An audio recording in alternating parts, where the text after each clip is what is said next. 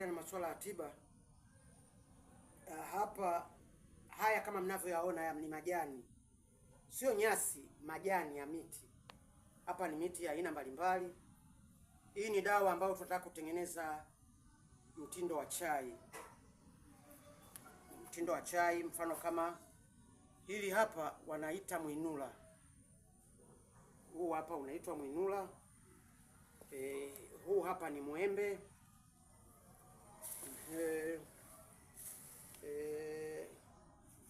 Hichi tena ni mwinula aina ya kivumbasi, unaona. Alafu haya ni majani ya mtopetope. Haya ni majani ya mtopetope pori. Haya ni majani ya mkorosho. Haya ni majani ya mkorosho. Haya ni majani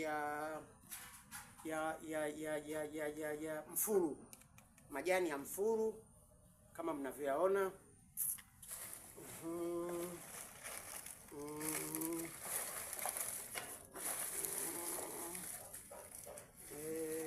Alafu haya ni majani ya korosho, majani ya mkorosho bado ingawa hayajaenea. Alafu haya ni majani ya mstakaferi. Haya ni majani ya mstakaferi.